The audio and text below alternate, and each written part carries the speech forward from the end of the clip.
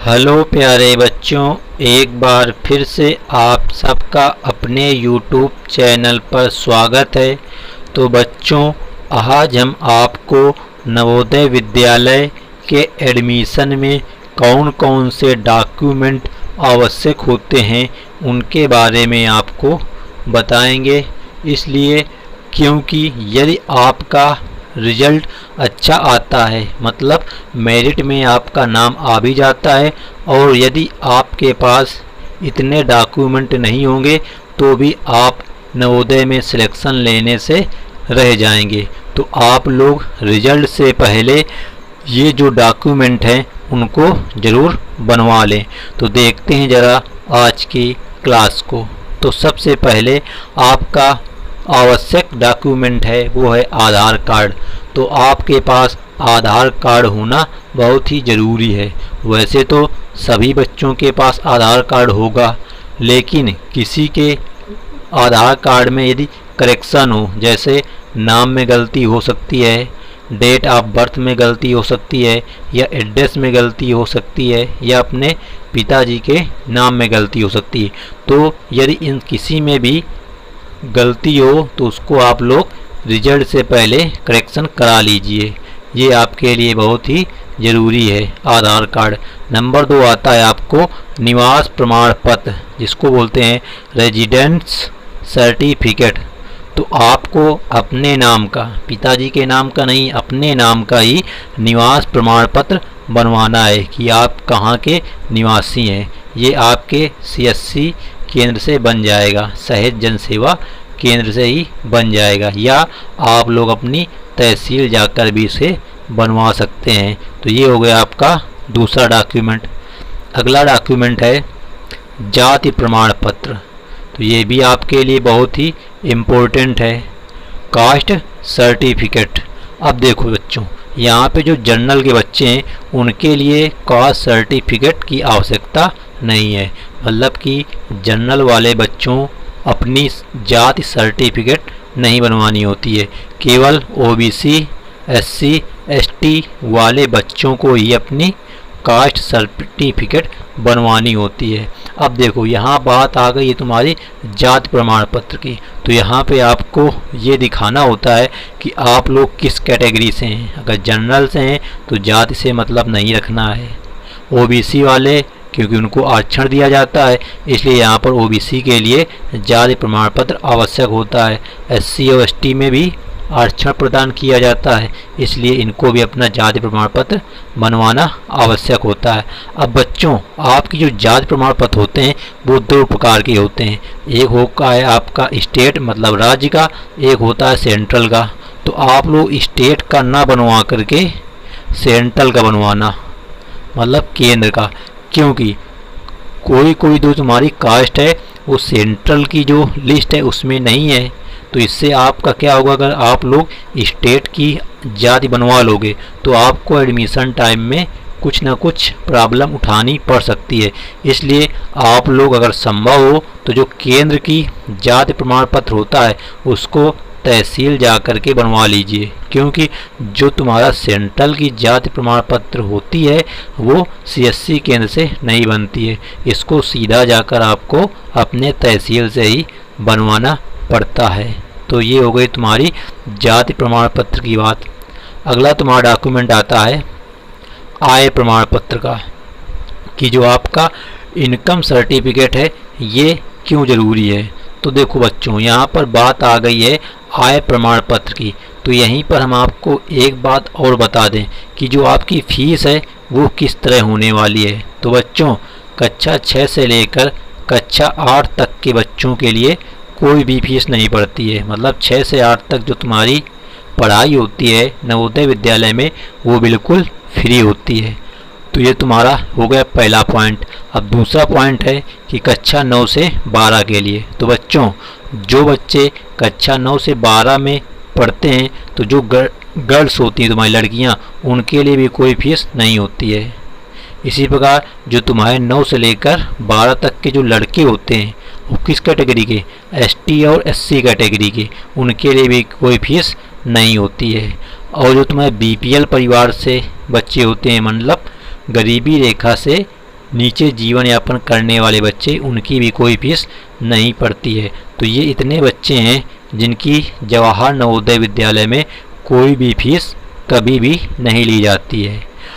अब बात आती है यहाँ पे ओबीसी और जनरल वालों की। तो बच्चों, ओबीसी और जनरल वालों की फीस यहाँ पे पड़ती है। वो कितनी पड़ती है? तो इसकी दो संभावनाएं हैं तुम्हारी। नंबर 1, यदि आपके पिताजी गवर्नमेंट एम्प्लॉय हैं, मतलब सरकारी गवर्नमेंट हैं, मतलब सरकार के किसी लाभ के पद पर हैं, तो आपको जो फीस पड़ेगी वो पड़ेगी 1500 रुपये पर मंथ।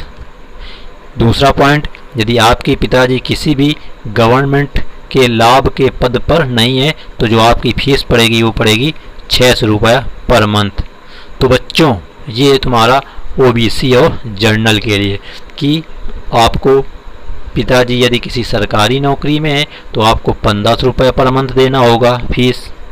कक्षा 9 से 12 के लिए है, क्योंकि 6 से 8 तक बिल्कुल फ्री रहेगा। और जिसके पिताजी सरकारी नौकरी में नहीं है, प्राइवेट नौकरी में या कोई और काम करते हैं, तो उसको 600 रुपये पर मंथ यहाँ पे फीस देनी होती है 9 से 12 वाले बच्चों के लिए। लड़कियों के लिए तुम्हारी पूरी शिक्षा निःशुल्क होती है। अब अगला तुम्हारा जो पॉइंट है वो है मार्कशीट का, क्योंकि आप लोग जब जवाहर नवोदय विद्यालय में अपना एडमिशन लेंगे तो आपको वहाँ पे अंक पत्र क्लास 3 का, क्लास 4 का और क्लास 5 का मांगा जाएगा। मतलब कि आपको पिछले 3 साल की मार्कशीट अपनी कलेक्ट कर लेनी है। अगर नहीं है तो आप लोग अपने स्कूल जा कर के इनको बनवा लें। अगला पॉइंट इसी में टीसी, जिसको बोलते हैं ट्रांसफ़र सर्टिफिकेट। मतलब कि आप जब एक स्कूल को छोड़ते हो दूसरे स्कूल में जाते हो पढ़ने के लिए, तो आपको जहाँ पहले पढ़ते होते हो वो स्कूल आपको एक टीसी देता है, मतलब ट्रांसफ़र सर्टिफिकेट। तो ये तो बहुत ही इम्पोर्टेंट पॉइंट है, इसके बिना आपका एडमिशन नहीं होगा। तो ये सब आपको जो है अपने स्कूल से इकट्ठा करना है। अगला पॉइंट है बच्चों विकलांगता प्रमाण पत्र। तो बच्चों, जो बच्चे विकलांग हैं तो उनके लिए तो पहले ही जवाहर नवोदय विद्यालय ने 30% सीटें आरक्षित कर दी है। मतलब कि 80 सीटों में हर ज़िले में 2 या 3 सीटें विकलांग बच्चों के लिए हैं। तो जो भी बच्चा विकलांग है तो अपना विकलांगता का सर्टिफिकेट बनवा ले, नहीं तो भी उसका एडमिशन नहीं होगा। अगला पॉइंट है ग्रामीण क्षेत्र प्रमाण पत्र। अब देखो बच्चों, अब आपके जो जवाहर नवोदय विद्यालय में कुछ बच्चे गांव से आते हैं। अब गांव से कितने आते हैं? 75% बच्चे जो होते हैं गांव के होते हैं और 25% बच्चे तुम्हारे शहर के होते हैं। तो यहाँ पे जो गांव के बच्चे हैं उनके लिए अपना ग्रामीण क्षेत्र प्रमाण पत्र बनवाना होता है। अब बच्चों ये बनेगा कहाँ से? तो वैसे इसका ऑनलाइन का प्रावधान नहीं है, मतलब ऑनलाइन नहीं बनता है। ये आपके स्कूल से बनेगा जहाँ आप कक्षा 5 की पढ़ाई किए हुए हैं। ये शायद आपका ऑफलाइन बनता है। तो आप अपने स्कूल जा कर के ग्रामीण क्षेत्र प्रमाण पत्र बनवा लें, जिससे आपकी जो जानकारी है वो स्पष्ट हो जाएगी कि आप एक ग्रामीण क्षेत्र के बच्चे हैं। तो ये बनाना बहुत ही आवश्यक है। अगला बात आती है मेडिकल सर्टिफिकेट।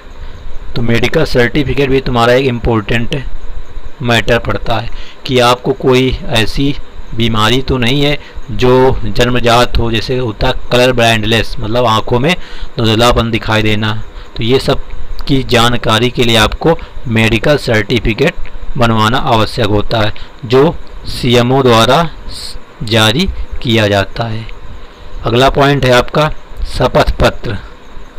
अब ये क्या होता है तो शपथ पत्र का मतलब होता है कि जैसे आप जवाहर नवोदय विद्यालय में पढ़ने चले गए, अब वहाँ पे कोई त्यौहार या किसी चीज़ की छुट्टी होती है तो आपको वहाँ पे कौन कौन जा कर के अपने घर वापस ला सकता है। जैसे आपके फादर हो गए या आपके मदर हो गई या आपका कोई अदर रिश्तेदार हो गया, तो शपथ पत्र में आपकी एक फ़ोटो होगी और आपका जो गार्जियन होगा, अगर आपके पिताजी हैं तो पिताजी की फ़ोटो होगी, माताजी हैं तो माताजी की फ़ोटो होगी, या और कोई है आपका रिलेटिव्स तो उसकी भी वहाँ पे फ़ोटो लगाई जाती है, जिससे जब आपकी नवोदय विद्यालय में आपको कोई घर लिवाने जाए तो आपकी वहाँ पे पहचान हो सके कि हाँ ये आपके किसी फैमिली मेम्बर हैं, नहीं तो आपको वहाँ से स्कूल से घर नहीं भेजा जाएगा। तो ये भी आपका शपथ पत्र है जो एडमिशन लेते टाइम आपका वहीं नवोदय विद्यालय में बन जाता है।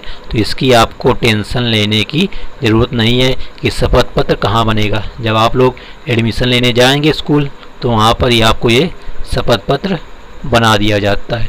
तो बच्चों ये थे तुम्हारे इम्पोर्टेंट डॉक्यूमेंट जो आपको अपने रिजल्ट के निकलने से पहले इकट्ठा कर लेना है, जिससे रिजल्ट निकलने के बाद एडमिशन टाइम में आपको किसी भी चीज़ के लिए इधर उधर भटकना ना पड़े और आपका एडमिशन बड़े आसानी से हो जाए।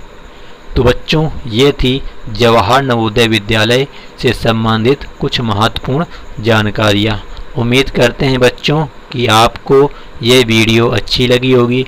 तो बच्चों यदि वीडियो अच्छी लगी हो तो वीडियो को लाइक कर देना और चैनल पर पहली बार आए हो तो चैनल को सब्सक्राइब कर लेना, जिससे इसी प्रकार की वीडियो आपको मिलती रहे।